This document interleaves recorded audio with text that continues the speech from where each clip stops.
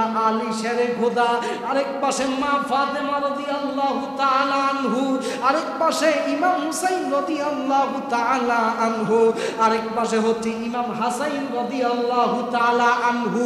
দুই পাশে দুইজন হইছে চারজন, দয়াল নবী মাঝখানে হচ্ছে একজন। কয়জন?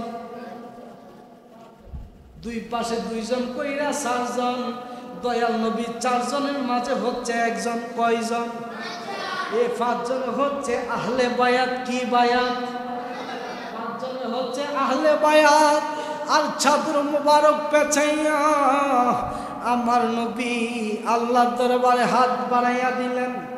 হাত বাড়াইয়া দিয়া কয় আল্লাহ, আল্লাহুম্মা হাউলাই আহলুল বাইত। হে আল্লাহ, তাকাইয়া দেখেন আমার চাদরের নিচে যারা আছে তারা হচ্ছে আমার আহলে বায়াত। আপনি তাদেরকে ভালো রাখেন, তাদেরকে যারা মহব্বত করে তাদেরকেও ভালো রাখেন, তাদেরকে যারা ভালোবাসে তাকেও আপনি ভালোবাসেন, তাদেরকে যারা মহব্বত করবে তাদেরকেও আপনি মহব্বত করেন। আর আমার আহলে বায়াতকে যদি ভালোবাসে তাহলে আমার নবীকে ভালোবাসা হয়ে যায়। আর আমার আল্লাহ ডাক দেয়, কই নবী গো, কেউ যদি আপনাকে ভালোবাসে স্বয়ং আমি আল্লাহকে ভালোবাসা হয়ে যায়। সুবহানাল্লাহ। তো আসতে বললেন নবীর আহলে বায়াতকে ভালোবাসলে জান্নাত পাওয়া যায়। এটা খুশির সংবাদ নাকি দুঃখের সংবাদ? খুশির সংবাদ নয়, এটা খুশির সংবাদ। এই জন্য রাসূলের আহলে বায়াতকে আমরা মহব্বত করতে হবে। আশুরার মাহফিল সাজাইলাম, আশুরার মাহফিল করলাম, মিলাদ করলাম, আলোচনা করলাম, মুনাজাত দিলাম, তাবারুক নিয়ে গেলাম, এটাকে আশুরার চেতনা বলে না, এটাকে মুহররম মাস বলে না। আমরা মুহররম মাস কোথায় থেকে এসেছে, মুহররমের মাসের চেতনা কি, মুহররমের মাসে কিভাবে সুখ পালন করতে হবে, কাদের মাধ্যমে মুহররম এসেছে, মুহররম আসার কারণে ইসলামের কি হয়েছে, মুহররম কেন ঘটলো, কে ঘটিয়েছে, আমাদের মূল কাহিনী জানতে হবে। মূল কাহিনী জেনে আমাদের ভিতরে চেতনা লালন করতে হবে। আর যখন আপনার ভিতরে চেতনা আসবে তখনই আপনার ভিতরে ইমাম হুসাইন আসবে, যখন আপনার ভিতরে চেতনা আসবে তখনই আপনার ভিতরে ইমাম হাসাইন আসবে, যখন আপনার ভিতরে চেতনা আসবে তখন আপনার ভিতরে মৌলা আলী মুশকিল কুশা শেরে খুদা আসবে। এমনকি যখন আপনার ভিতরে মুহররমের চেতনা আসবে, মা ফাতেমা রাদিয়াল্লাহু তাআলা আনহু আমার নবী রহমাতুল লিল আলামিন আপনার অন্তরে আসবে, আহলে বায়াত আপনার অন্তরে আসবে। আর আহলে বায়াত আপনার অন্তরে আসবে। এই দুনিয়া তো ভয় নাই, ওই দুনিয়া তো ভয় নাই। বলেন না সুবহানাল্লাহ। তাহলে আহলে বায়াতের প্রেম, মহব্বত, ভালোবাসা, চেতনা আমার, আপনার, আমাদের সকলের প্রয়োজন আছে কি নাই? এরা আওয়াজ দিয়ে বলেন প্রয়োজন আছে কি নাই? জোয়ান বলেন আর বুড়া বলেন, কেউ আছে মুখে শুনছেন, আবার অনেকে আছেন সোশ্যাল মিডিয়ার মাধ্যমে শুনছেন।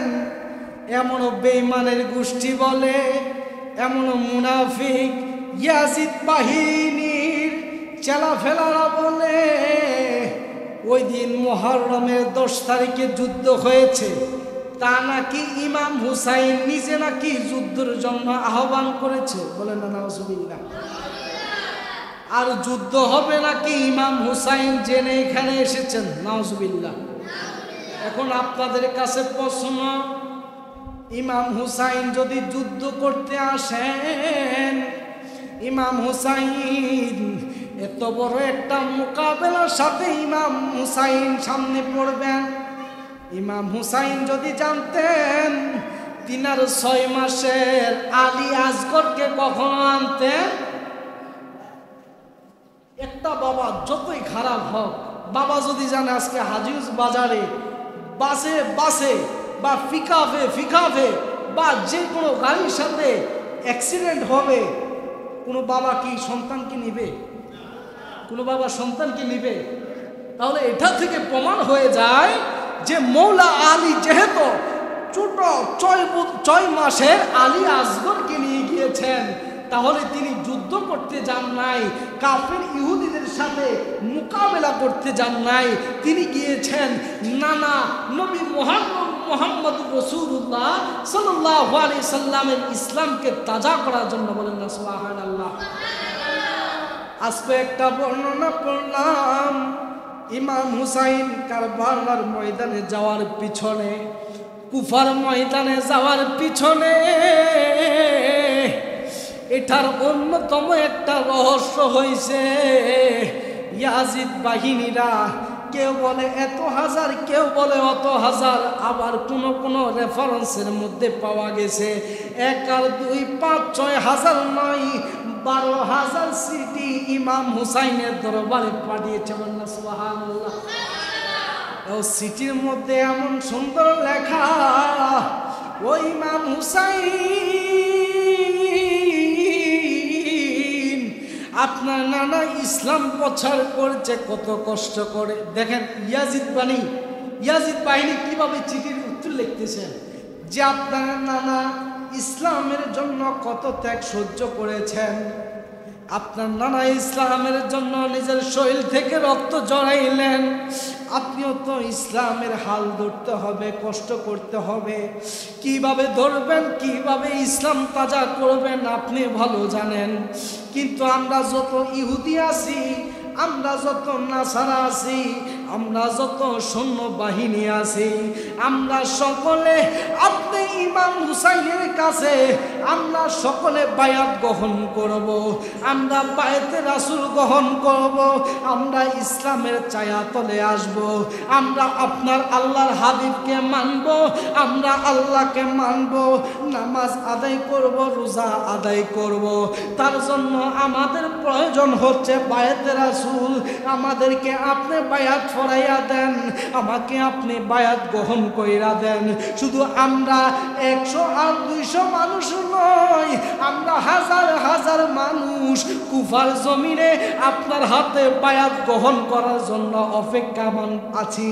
আর যদি আপনি আমাদেরকে বায়াত না গ্রহণ করান, তাহলে আপনি আল্লাহর কাছে ঠিকা থাইকা যাবেন। বলেন না নাউজুবিল্লাহ।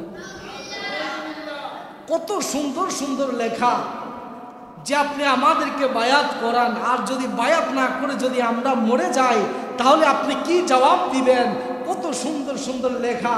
যদি ইমাম হুসাইন আওলাদে রাসূল এই লেখনির উত্তর জবাব জানার ক্ষমতা আছে কি নাই? ইমাম হুসাইনের এই যে চিঠি পাঠিয়েছেন, এই চিঠি, এই লেখনির, তাদের লেখা, তাদের জবানের কথা, এই কথার উত্তর ইমাম হুসাইনের জানার ক্ষমতা আছে কি নাই? আছে। যেহেতু ইমাম হুসাইন একা কারবালার ময়দানে যাবে না, নবীর বংশের অনেকে আছে, অনেক মুরব্বী আছে। দেখবেন সামান্য আমার কথাই বলি, আমি যদিও এই মজলিসের মধ্যে সকলের ছোট হতে পারি, কারো সন্তান, কারো ছোট ভাই, কারো ভাতিজা, কারো একেবারে ছোট হব। এত ছোট হওয়ার পরেও যখন আমি মিম্বরে দাঁড়াইয়া যাব, তখন ইমাম সাহেবের উপরে কোনো সভাপতি, সেক্রেটারি না। একটা ইমাম সাহেব যতক্ষণ পর্যন্ত আপনাকে রুকুতে রাখবে, আপনি ততক্ষণ পর্যন্ত রুকুতের মধ্যে থাকতে আপনি বাধ্য। যতক্ষণ পর্যন্ত আপনাকে সেজদার মধ্যে রাখবে, ততক্ষণে আপনি সেজদার মধ্যে থাকতে বাধ্য। কেন? আপনি তো ইমাম সাহেবের মধ্যে আপনি সকল কিছু ছেড়ে দিয়েছেন। ইত্যাদাই তুমি হাজার ইমাম মুতাওয়াজ্জিহান ইলা জিহাদিল কাবাতি শরীফাতি। আল্লাহু আকবার। যদিও মাওলা আলী মুশকিল কুশা মাওলানা ইমাম হুসাইন রাদিয়াল্লাহু তাআলা যদিও এই চিঠির রহস্য বুঝেছেন, তারপরও তিনি যদিও আওলাদে রাসূল, যদিও নবীজির কলিজার টুকরা ইমাম হুসাইন, আর কোন হুসাইন? যে হুসাইন হচ্ছে আল হাসানি ওয়াল হুসাইনি রাদিয়াল্লাহু তাআলা আনহু। আল হাসানি ওয়াল হুসাইনু সাইয়্যিদা শাবাবি আহলিল জান্নাহ। যে হাসাইন এবং হুসাইন হবে জান্নাতের তরুণীদের সরদার। যে জান্নাতের সরদার হবে ওই ইমাম হাসান এবং হুসাইনের কথা মোতাবেক সুপারিশ বিনামে নবীর আশেক বিনে ওই দিন ইমাম হুসাইনের আমার নবীর সুপারিশ কেউ ভাবে না। এত বড় একজন ডিগ্রিওয়ালা ইমাম হুসাইন হওয়ার পরেও এলাকার সকল ময় মুরব্বীদেরকে জানাইলেন, ও এলাকার মুরব্বী, ও আমার চাচা, ও আমার এলাকার মুরব্বী বাবা, এই দেখেন কুফা থেকে আমাদেরকে চিঠি পাঠাইছে আমরা সকলে যাওয়ার জন্য। তারা আমাকে দাওয়াত করেছে, আমাদেরকে আপ্যায়ন করবে, তারা আমাদের কাছে বায়াত গ্রহণ করবে, তারা ইসলামের পথে ফিরে আসবে। আপনারা কি বলেন? আপনারা একটু আমাকে সলিউশন দেন। যে মাত্র ইমাম হুসাইন যেই মাত্র এই কথা বললেন, এলাকার মুরব্বী বাবারা ডাক দেখো ইমাম হুসাইন, মনে রাখিও এই ইয়াজিদ বাহিনীর পিছনের ইতিহাস বলে গেলে চলবে না। তাদের মুখের ভাষা খুব বৃষ্টি, কিন্তু তাদের অন্তরটা হচ্ছে বড় অন্ধকার। তাদের হাতের লেখাটা কিন্তু অনেক সুন্দর, কিন্তু ছুরির আঘাতটা কিন্তু অনেক ভয়ঙ্কর। এই জন্য যা করবা, যাই করো না কেন ভেবে চিন্তে করবা। এখন যাই বলছে, কিন্তু ইমাম হুসাইন এক পর্যায়ে সালিশ বসতে বসতে কথা বলতে বলতে এক পর্যায়ে ইমাম হুসাইন মৌলা আলী শেরে খোদার সন্তান, তিনি ওই কুফার জমিনে যাওয়ার জন্য প্রস্তুত হইয়া গেছে। তিনি যাওয়ার জন্য প্রস্তুত হইয়া গেছেন। তিনি কুফার ময়দানে যাবেন। যে মাত্র নিজের আপন বিবিদেরকে নিয়া, আপন সন্তানাদিদেরকে নিয়া, আপন ভাইয়ের ছেলে তাদেরকে নিয়া যেই মাত্র তিনি এলাকা মহল্লাবাসী সকলকে নিয়া কুফার ময়দানে রওনা হইলেন। কুফাবাসীর কাছে যাওয়ার পরে তিনি এক পর্যায়ে তিনি যাইতে যাইতে অনেক দূর গেলেন, কুফা পর্যন্ত গেলেন। যদিও ঘটনা অনেক বড়, প্রথমে দিয়েও অনেক দূর রেখে এসেছি এবং সংক্ষেপে গুছাই বলার জন্য, একবারে শেষ পর্যন্ত কাভার দেওয়ার জন্য, এই জন্য আমি সংক্ষেপে আলোচনাগুলো বলে যাচ্ছি। একবারে যাইতে যাইতে অনেক ঘটনা আছে, কিন্তু ঘটনাগুলো না বলে যখন ইমাম হুসাইন একবারে যাইতে যাইতে কারবালার প্রান্তরে চলে গেলেন, ইমাম হুসাইন যখন যাইতে যাইতে ওই কুফার জমিনের মধ্যে চলে গেলেন, আরে সন্ধ্যা হয়ে গেল। এরপরে দিন ইমাম হুসাইন সকলের সাথে সাক্ষ্য করবে, বায়াত করবে। এর আগের দিন সন্ধ্যার সময় সন্ধ্যা হয়ে যাওয়ার কারণে, ছোট বাচ্চা থাকার কারণে, মহিলাগণ থাকার কারণে ইমাম হুসাইন রিক্স না নিয়ে রাতের অন্ধকারের সামনে না যাইয়া তাবু সাজাইলেন। তাবু সাজাইয়া সকলের তাবুর মধ্যে ছিলেন। বলেন না সুবহানাল্লাহ। ইন টাইমে যেই মাত্র শুনলেন ইমাম হুসাইন কুফার জমিনের মধ্যে চলে আসলেন, কারবালার প্রান্তরে চলে আসলেন, ওই ইয়াজিদ বাহিনী যেই মাত্র খবর পাইলেন, আইলে খবর পাইয়া ইয়াজিদ বাহিনী আবার কিছু লোক এখানে চলে আসছে। ইয়াজিদ বাহিনী আসে, খালি হাতে আসে নাই, হাতের মধ্যে অস্ত্র নিয়ে এসেছে। মোল্লা আলী শেরে খোদা তিনার সন্তান হযরত ইমাম হুসাইন রাদিয়াল্লাহু তাআলা আনহু দেখার পরে বলতেছে, ওই কুফাবাসী, তোমরা তো আমাকে চিঠির মাধ্যমে, অনেক সালিশের মাধ্যমে, অনেক বৈঠকের মাধ্যমে, অনেক যাচাই বাছাইয়ের মাধ্যমে আমি এখানে আসার জন্য রাজি হইলাম, কিন্তু তোমরা তো বলছো আমার কাছে বায়াত হইবা, কিন্তু তোমাদের হাতে অস্ত্র, তোমাদের হাতে তরোয়াল, এটা আবার কেমন আচরণ? ও ইয়াজিদের দল, ও শূন্য দল, যে মাত্র এই কথা বললেন তখন তিনি বললেন, তোমাকে এখানে আনা তো হচ্ছে আমাদের একটা কৌশল, তোমাকে এখানে আনা তো হচ্ছে আমাদের একটা কৌশল। কি কৌশল? এখানে যারা আসছো তোমরা সকলে হচ্ছে নবীজির আওলাদ, আর আমরা তো চাই নবীজির বংশকে নির্বংশ করার জন্য, নবীজির আওলাদকে দুনিয়া থেকে বিদায় করার জন্য, নবীজির ইসলামকে দুনিয়া থেকে বিদায় করার জন্য। বলেন না নাউজুবিল্লাহ। ইন দি মিন টাইমে মৌলা আলীর সন্তান মুশকিল কুশা ইমাম হুসাইন রাদিয়াল্লাহু তাআলা আনহু ডাক দিয়া কয়, এরে কুফাবাসী, কি বলে আনছ? আর তোমাদের আচরণ আমি এখন কি দেখলাম, কি দেখাইছ, আর আমি কি দেখতে আসলাম? এই বলে শহর বানু ইমাম হুসাইনের সহধর্মিনী বিবিগণ ডাক দেয়া কয়ে, ও ইমাম হুসাইন, তারা তো আপনার কাছে বায়াত হবে বলে আপনাকে জুফার জমিনে এনেছে, আজকে কেন তারা তরোয়াল দিয়ে আপনাকে হুমকি দিয়া গেল? এই দেখেন, কারবালা কিন্তু শুধু রক্ত জড়ানোর ইতিহাস নয়, কারবালা শুধু গলাতে ছুরি চালানোর ইতিহাস নয়।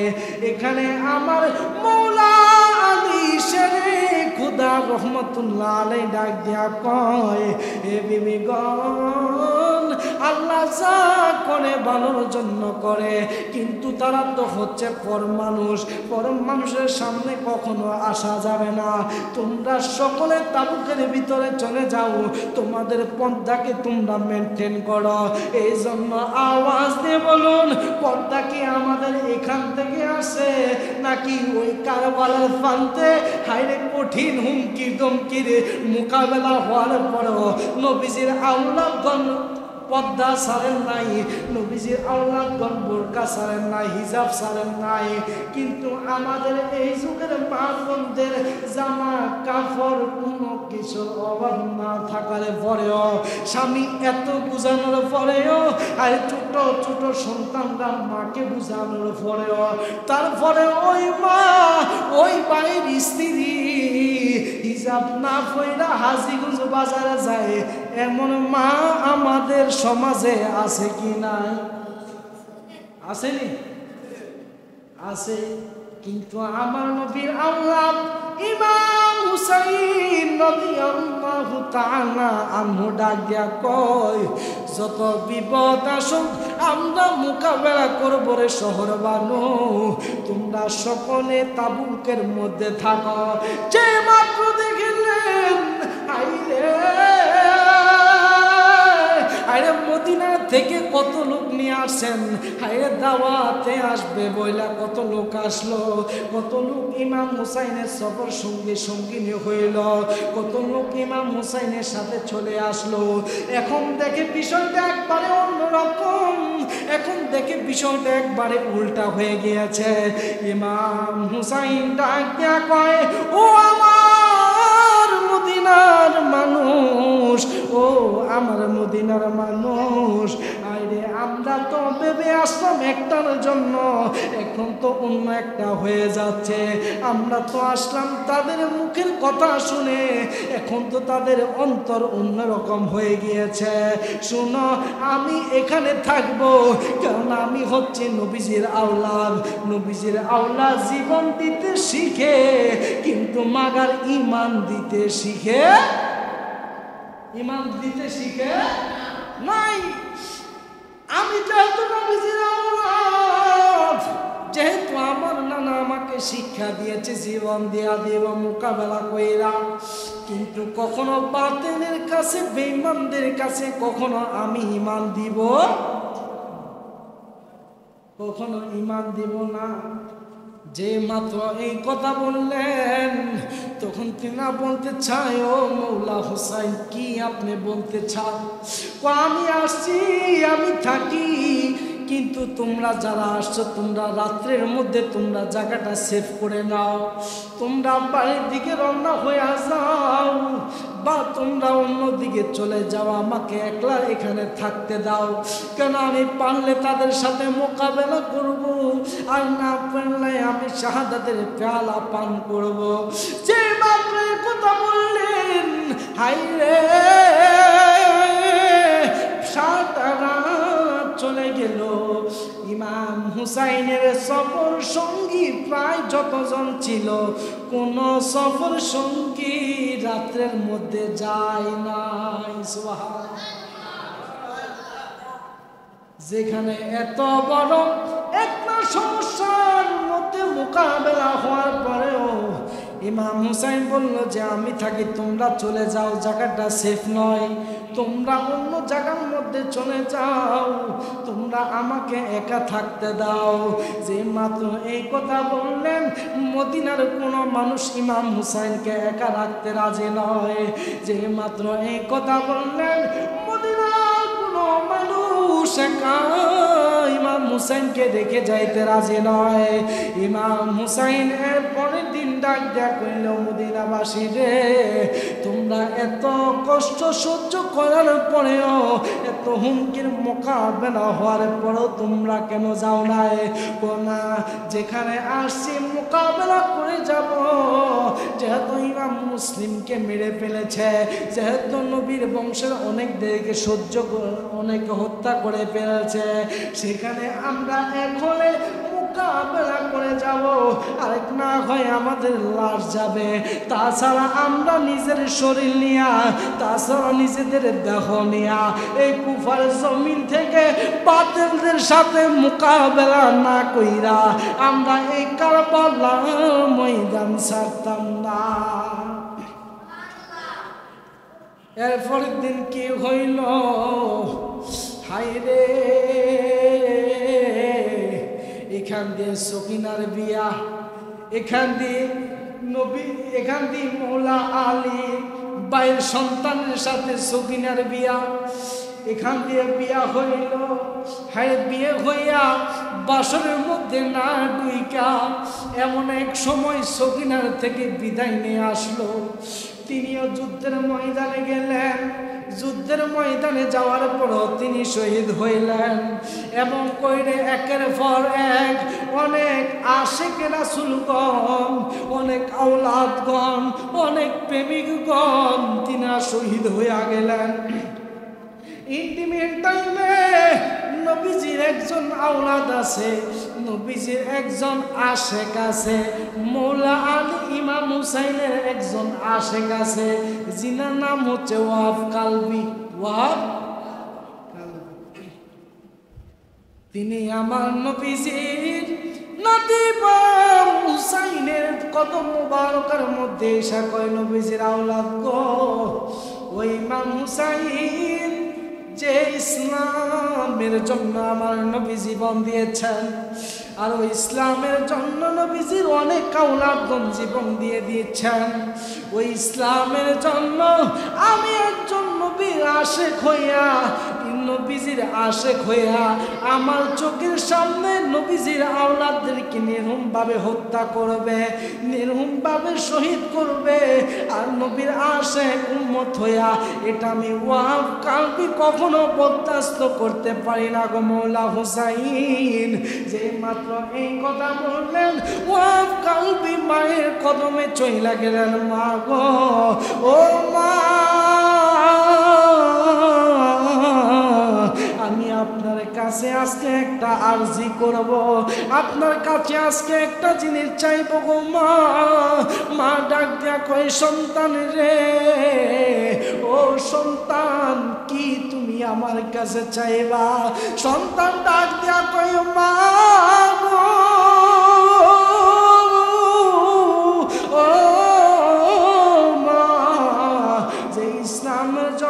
নবীজি আওলাদগণ শহীদ হচ্ছে, যে ইসলামের জন্য আমার নবীজির অনেক আওলাদগণ দুনিয়া থেকে বিদায় নিয়েছে, যে ইসলামের জন্য ইসলামকে কায়েম করবে, তা বলে ইয়াজিদ বাহিনী নবীজির আওলাদকে এই কুফার জমিনের মধ্যে আইনা লাঞ্ছিতের মধ্যে বাড়ানোর চেষ্টা করতেছে। আমার জীবন থাকতে আমার দেহর মধ্যে রক্ত থাকা অবস্থায় নবীজির আওলাদের শরীরে এক ফুটা রক্ত ঝরবে, একটা ইহুদি কাফের নাসারাদের হাত লাগবে, আমি বরদাস্ত করতে পারবো না।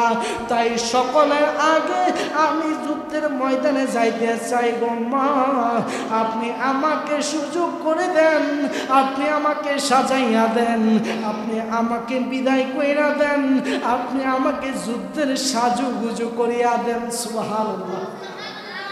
আপনি আমাকে যুদ্ধের সাজুগুজু করিয়া দেন। মা ডাক দিয়া কয় সন্তান, ও সন্তান, তুমি যুদ্ধের ময়দানে যাইবা, আমার কোনো দুঃখ নাই, কিন্তু তুমি যুদ্ধ করবা মৌলা আলীর পক্ষে, তুমি যুদ্ধ করবা মৌলা হুসাইনের পক্ষে, তুমি যুদ্ধ করবা মৌলা হাসাইনের পক্ষে, তুমি যুদ্ধ করবা নবীজির বংশের পক্ষে। আর তার বিনিময়ে যদি তোমার জীবন যায়, আমির মা কোনো আফসোস থাকবে না। তার বিনিময়ে তোমার জীবন দিতে হইলে জীবন দিবা, মরণ হইলে তোমার মরণ হবে। দরকার প্রয়োজনে শহীদ হয়ে যাইবা, দরকার প্রয়োজনে জীবন দিয়া দিবা, কিন্তু তুমি তাদের কাছে ঈমান দিবা না। নবীজির বংশের জন্য, নবীজির উম্মতের জন্য, নবীজির বংশধরের জন্য তুমি যুদ্ধ করবা।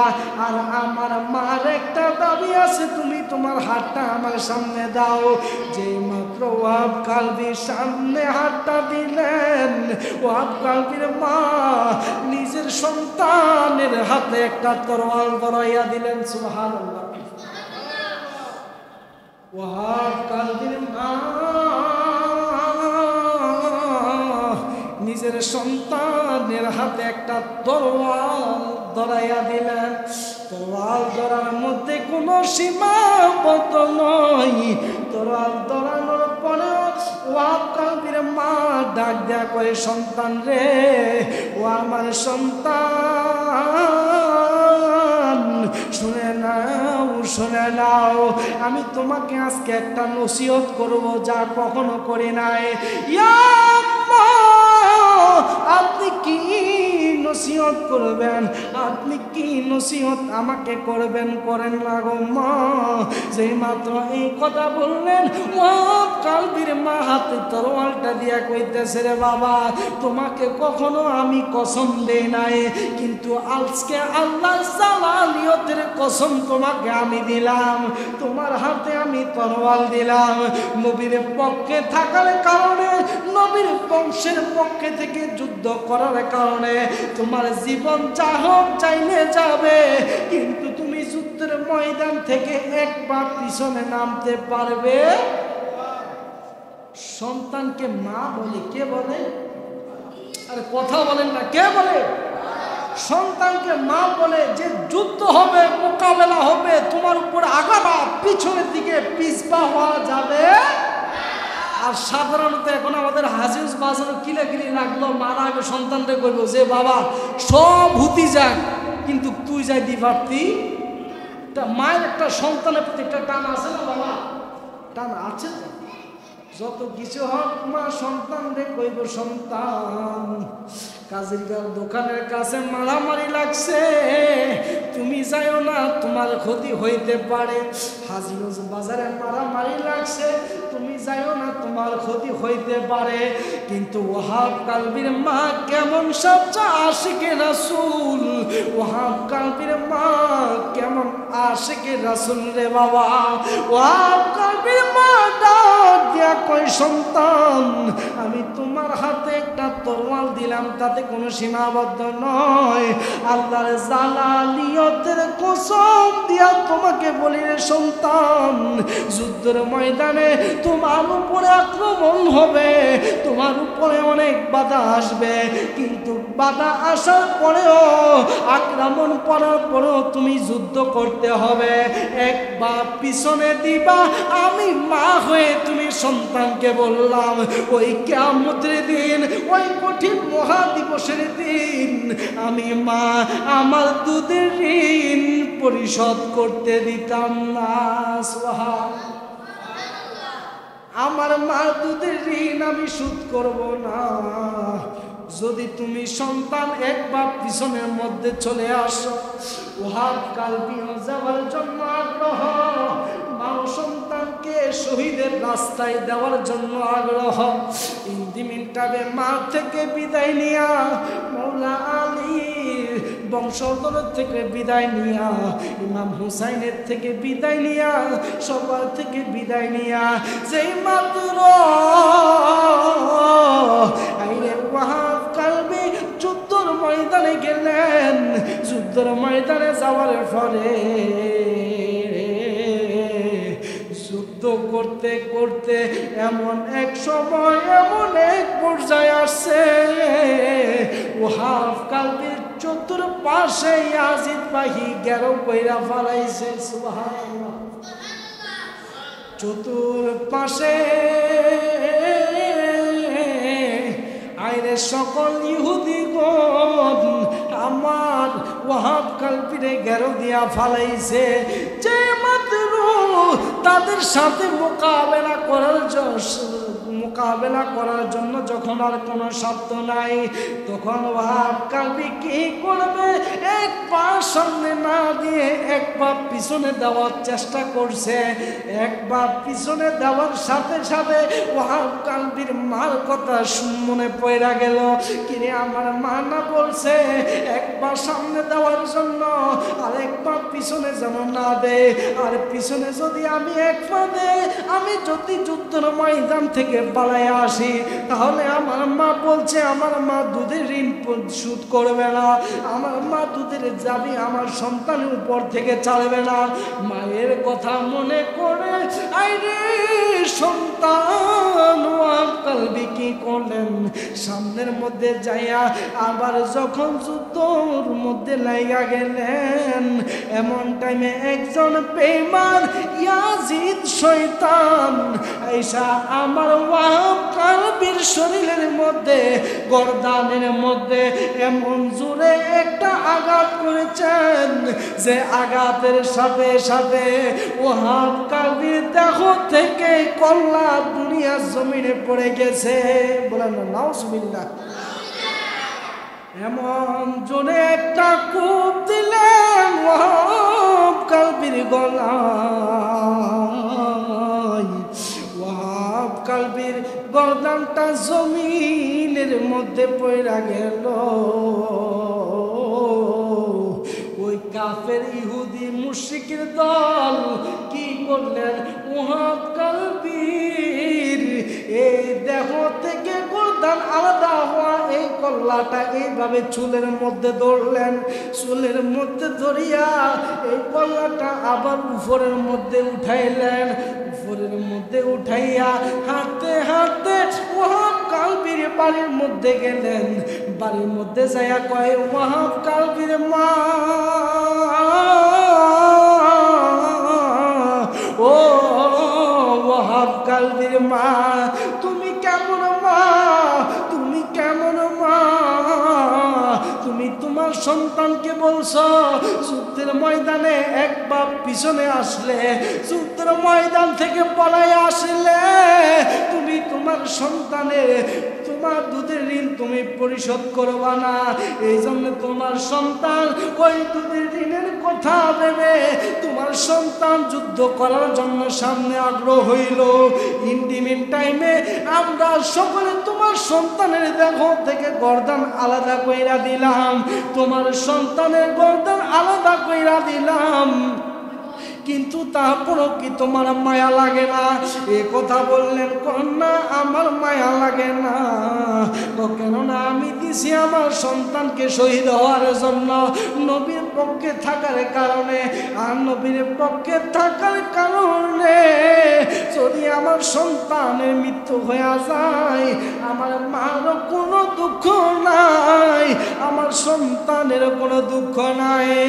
ইন্টিমেট টাইমে ওই মুনাফিকের দল কয়, ওয়াহাব কালবির মা গো, ও ওয়াহাব কালবির মা, যাই হোক তোমার সন্তান দুনিয়া থেকে বিদায় নিল, সন্তানের দেহ পয়রা রয়েছে যুদ্ধের ময়দানে, আর সন্তানের কল্লা হয়েছে আমাদের কাছে। এই কল্লাটা আমি তোমাকে দিলাম, তুমি যেন এই কল্লাকে দাফন করবা, স্মৃতিস্বরূপ হিসাবে রেখে দাও, মূর্তি হিসাবে তুমি রেখে দাও। যে মাত্র কল্লাটা ওয়াহাব কালবির কল্লা ওয়াহাব কালবির মায়ের কাছে দিলেন, দেওয়ার পরে আরে ওয়াহাব কালবির মা কি করলেন, সন্তানের কল্লাটা হাতে নিয়া এমন জোরে তিনি হাত থেকে চিনি ছুঁড়ে মারলেন যে কল্লাটা এখান থেকে ওইখানে পড়ে গেছে। বলেন না সুবহানাল্লাহ। সন্তানের গর্দান মাকে দিল যে আপনার সন্তানের দেহ তো হচ্ছে যুদ্ধের ময়দানে, আর সন্তানের কল্লা যেহেতু আপনার কাছে এসেছে, তাহলে আপনি কল্যাণ ওয়ানটুকু আপনি দাফন করে দেন, বা স্মৃতিস্বরূপ হিসাবে আপনি ঘরের মধ্যে বা ঘরের বাহিরে কোথায় রেখে দেন। আর মা কি করছে, নিজের ছেলেকে, যে ছেলেকে গর্ভে ধারণ করেছে, ওই সন্তানের কল্লাটা নিয়ে জমিনের মধ্যে ফেলাই দিয়েছে। সুবহানাল্লাহ। কাফিরগণ ইহুদিগণ একবারে হতাশ হয়ে গিয়েছেন। হাই কি বল, একটা মা খারাপ হতে পারে, এত খারাপ যে সন্তানের কল্লা দেহ থেকে আলাদা এমন একটা পর্দা আবার জমিনের মধ্যে পালাই দিবে। যেই মাত্র কাফেররা এই কথা বলল, ওয়াহাব কালবির মা ডাক দিয়া কয়, কাফেরের দল, ও কাফেরের দল, যদিও আমার সন্তানের মায়া না কইরা আমি সন্তানের গর্দান কেন দুনিয়ার জমিনে পালাইয়া দিলাম, তোমরা জানোনি? যে মাত্র এই কথা বললেন, এই কথা বলার সাথে সাথে বলে, কেন ফালাইলেন? ওয়াহাব কালবির মা ডাক দিয়া কই, আমি আমার সন্তানকে আল্লাহর পথে দান কইরা দিছি, সন্তানকে আল্লাহর পথে আমি দান কইরা দিছি। আর আল্লাহর পথে যেটা দান করে দেওয়া হয় সেটাকে কিন্তু আবার নেওয়া যায়। যেটা মানুষ দান করে দেয় সেটা কি নেওয়া যায়? দান করলে কি নেওয়া যায়? দান করে দেওয়া মানে দিয়ে দেওয়া। দান করলে নেওয়া যায়, এমনিতে কিছু নেওয়া যায়, কিন্তু দান করা জিনিস নেওয়া যায় না। ওয়াহাব কালবির মা কয়, যদি এটা আমার সন্তানের কল্লা, কিন্তু এই কল্লা আমি নিতে রাজি নই। তো কেন রাজি নয়? ও কেন না, এই কল্লা এই দেখো আমি আল্লাহর পথে বিলীন করে দিয়েছি, আর দান জিনিস আমি রাখতে রাজি নয়। বলেন না সুবহানাল্লাহ। তোমরা সন্তান করো কেন? হ্যাঁ, এখানে আসো, এটা ইয়া রাসূলুল্লাহ ইয়া হাবিব ইয়া রাসূলুল্লাহ ইয়া রাসূল ইয়া রাসূলুল্লাহ ইয়া রাসূলুল্লাহ, আমাদের মৌতের নিদান কালে থাকি নবী গো আমরা শিয়রে, দেখিব আপনাকে নয়ন বরিয়া। ইয়া রাসূলুল্লাহ ইয়া রাসূলুল্লাহ ইয়া হাবিব লা ইয়া রাসূল লা ইয়া রাসূল। আল্লাহুম্মা সাল্লি আলা সাইয়্যিদিনা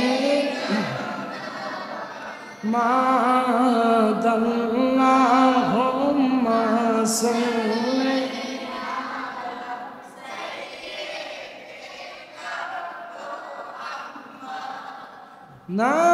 নাবিয়ানা শাফিয়ানা মাওলানা মুহাম্মাদান আল্লাহুম্মা সাল্লি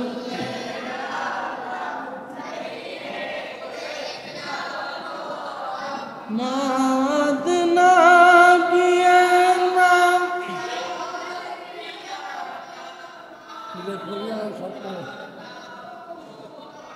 محمد اللهم صل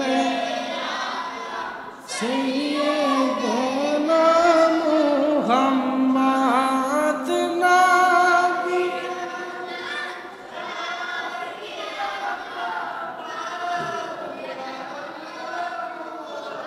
কান্দায়ো না আমার দয়াল নবীকে আমি তোমার প্রেমের ভিখারি আমি তোমার প্রেমের ভিখারি ইয়া রাসূলুল্লাহ আমি তোমার প্রেমের ভিখারি ইয়া রাসূলুল্লাহ ইয়া হাবিবাল্লাহ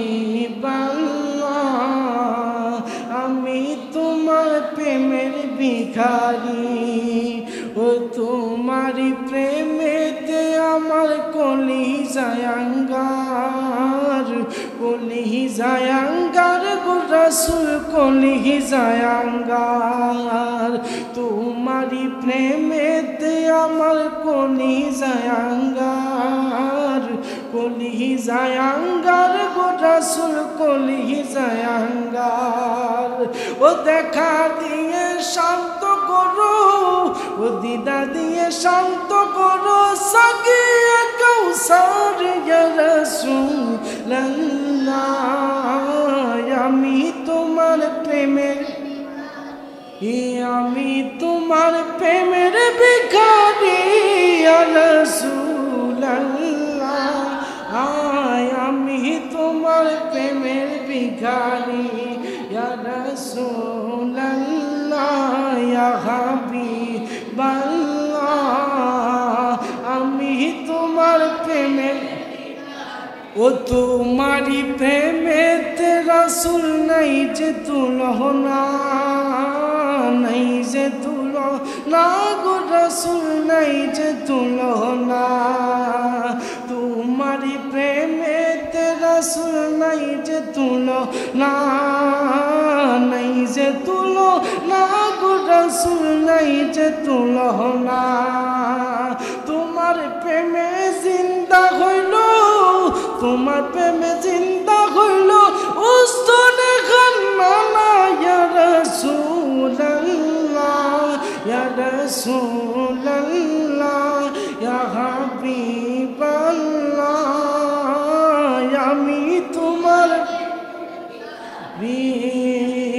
আমি তোমার প্রেমের ভিখারি ইয়া রাসূলুল্লাহ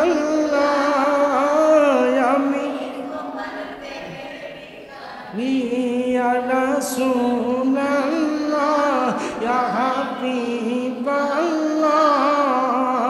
আমি তোমার প্রেমের ভিখারি সকলে বলেন আল্লাহু আকবার আর আওয়াজ দিয়ে পড়ে আল্লাহু আকবার নবীর আওলাদ এক এক করে অনেকে শহীদ হয়ে গিয়েছেন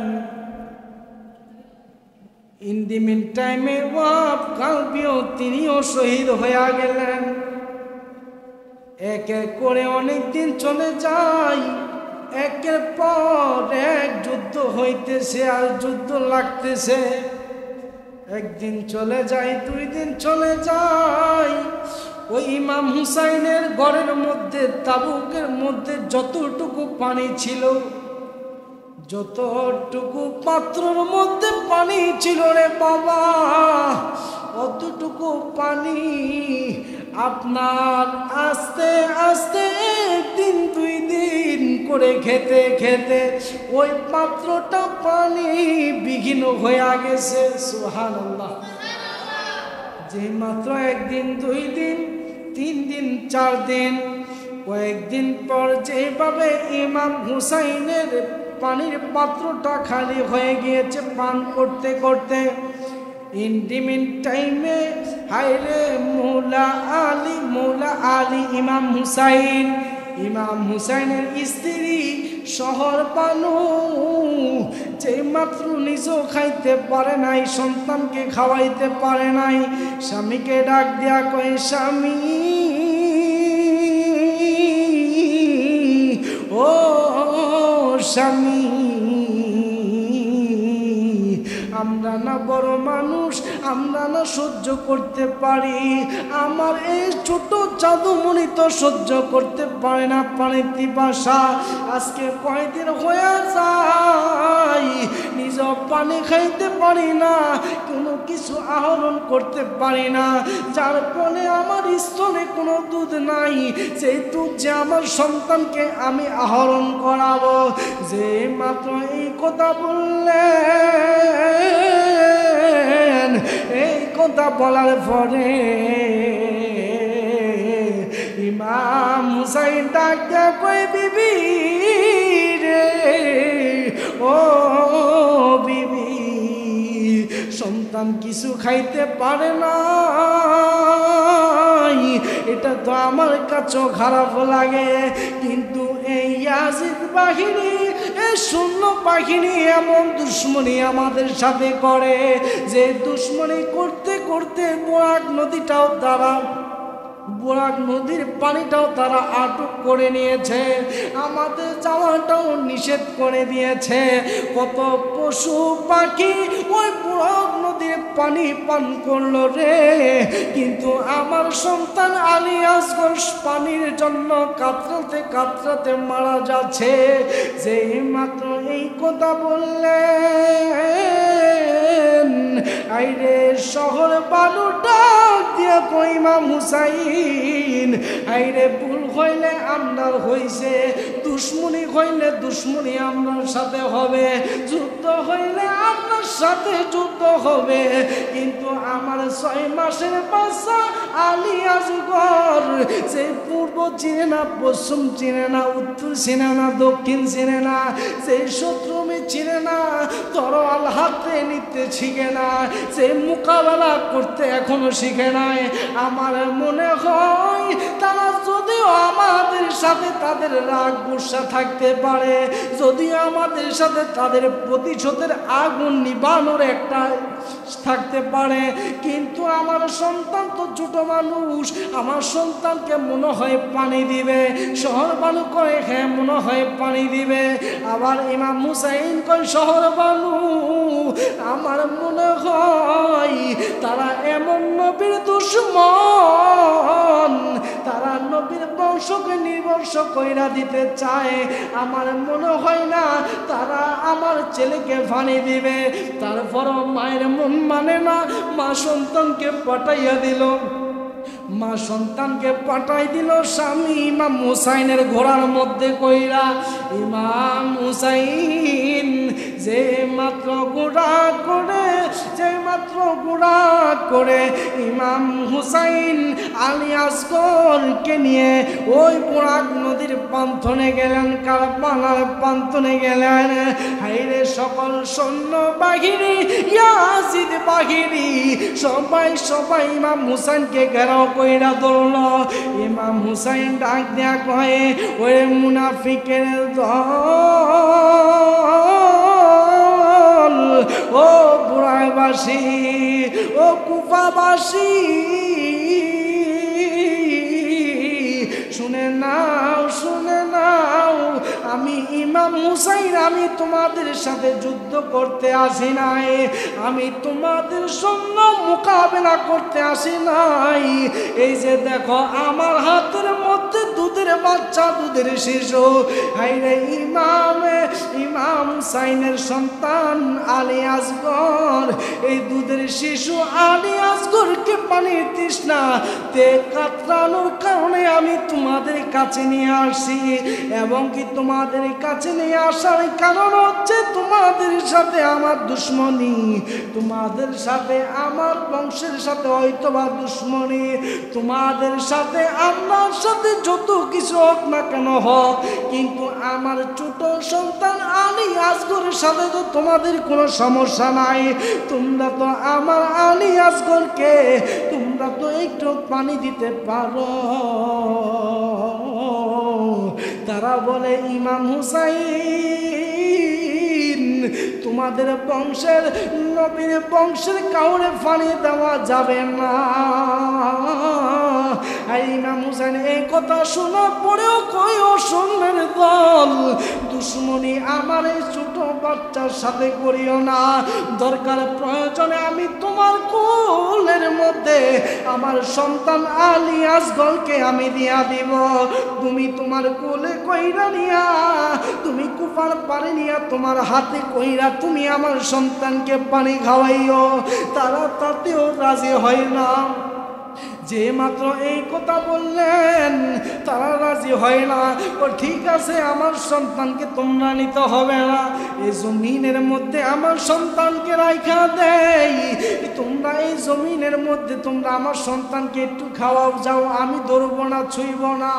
এরপর তারা মানতে রাজি নয়।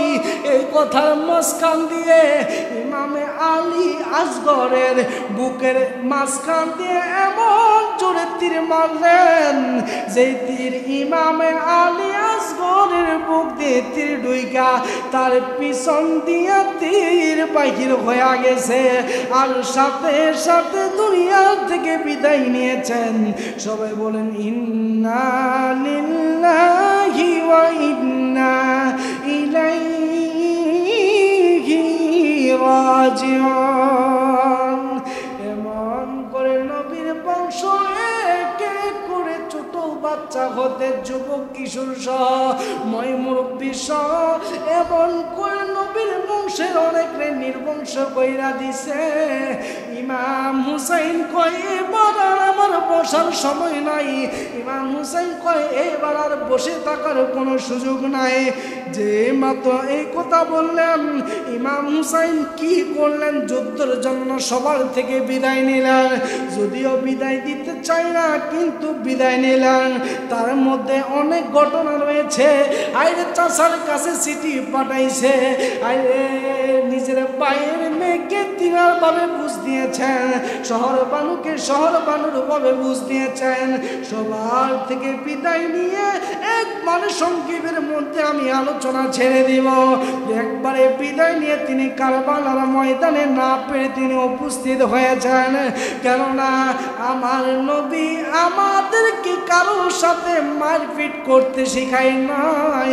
আর কেউ যদি ইসলামের সাথে বিদ্বেষী করে, কেউ যদি ইসলামের পতাকাকে কেউ যদি মুছে দিতে চায়, তাদের সাথে মোকাবেলা করা তো আমার নবীর শুধু আদেশ নয়, এটা হচ্ছে আমার নবীর একটা সুন্নতে মুস্তাফা। বলেন না সুবহানাল্লাহ। ইমাম হুসাইন যুদ্ধের সাজু গুজু করে সকলের থেকে বিদায় নিয়ে ইমাম হুসাইন কারবালার ময়দানে তিনি চলে গেলেন। কারবালার ময়দানে যাওয়ার পরে ইমাম হুসাইন যুদ্ধ করতে করতে করতে করতে এমন এক সময় হাজার হাজার সৈন্যের সাথে মোকাবেলা করতে করতে ইমাম হুসাইন জমিনের মধ্যে তিনি দুর্বল হইয়া শুয়া গেলেন। ইন্ডিমিন টাইমে হাইরে ইয়াজিদ বাহিনীর একবারে ইয়াজিদ, সেই ইয়াজিদ আমার নবীর আওলাদ কলিজার টুকরা ইমাম হুসাইনের গলায় ছুরি চালাইছেন। ওই ইয়াজিদ আমার নবীর আওলাদের গলার উপরে বৈশা গিয়েছেন। বসে যাওয়ার পরে ইমাম হুসাইন ডাক দিয়া কয়, আমি জানি তুমি আমার বংশের সবাইকে মেরেছ, আমাকেও মারবা, কিন্তু কিভাবে মারবা? তো তোমার গলার মধ্যে ছুরির আঘাত দিয়ে তোমারে মারব। এমন টাইমে দুর্বল শরীরের উপর ইয়াজিদ বাহিনী উঠার পরে, হাইরে ইয়াজিদ বাহিনী উঠার পরে হাইরে বুক গলার মধ্যে হাত দিয়ে গলার মধ্যে তিনি ছুরি চালাইতে লাগলেন। ছুরি চালানোর পরে হাইরে ইমাম হুসাইনের কোনো গলা মোবারক কাটা যায় না। ইমাম হুসাইন কই, ও ইয়াজিদের দল, ও ইয়াজিদের দল, কোন গলার মধ্যে ছুরি চালাও? কোন গলার মধ্যে তুমি ছুরি চালাইয়া গলা বিচ্ছিন্ন করতে চাও? জানি যে গলার মধ্যে আমি নবী রহমাতাল লিল আলামিন নবীর শত শত হাজার হাজার চুমু আমার গলা মুবারকের মধ্যে লেগেছে। বলেন না সুবহানাল্লাহ। এই গলার মধ্যে যত ছুরি চালাও রে ইয়াজিদ, কোন ছুরির পৌঁছই কাজে আসবে না। তাহলে কিভাবে তোমাকে জবাই করতে হবে? আমাকে যেহেতু জবাই করবা এটা আমি আগের থেকে জানি। যেদিন থেকে কুফার জমিনে এসেছি তাবু টানানোর জন্য, যেদিন খেজুর গাছের ডালের মধ্যে আমি কোপ দিয়েছি, ওই কোপের সাথে সাথে কষনা বাহির হইয়া যেদিন রক্ত বাহির হওয়া শুরু হইয়া গেল, ওই দিনে আমার নানার কথা আমার মনে পড়া গেল। আমার নানা কয়, নাতি রে, ও ইমাম হুসাইন, যেদিন মনে করবা কুফার জমিনের মধ্যে আই তোমার যে ঘোড়া নিয়ে তুমি যুদ্ধ করতে যাইবা, ওই ঘোড়ার পায়ের নখগুলো জমিনের মধ্যে ডেবে যাবে, এবং কি তোমার যে গাছের মধ্যে কোপ দিবা কষনা বাহির হইয়া রক্ত বাহির হইবে। মনে রাখবা ওইটা আর অন্য কিছুর আলামত নয়, ওইটা হচ্ছে কারবালার আলামত। আর ওই কারবালার মধ্যে তুমি আমার লক্ষ কোটি কোটি গুনাহগার উম্মতদেরকে জাহান্নাম থেকে জান্নাতে নেওয়ার জন্য তোমার গর্দানকে তুমি প্লেন করতে হবে রে নাতি। যে মাত্র এই কথা বললেন, আরে ইয়াজিদকে বলে, ইয়াজিদ রে, আমি তো কুফার জমিনে আসার পর থেকে তো শহীদের তামান্না অন্তরে ধারণ এবং লালন করেছি। তুই আমাকে জবাই করবি, কুরবানি করবি, কোনো দুঃখ নাই, কিন্তু তার আগে আমাকে 2 রাকাত নামাজের সময় দে।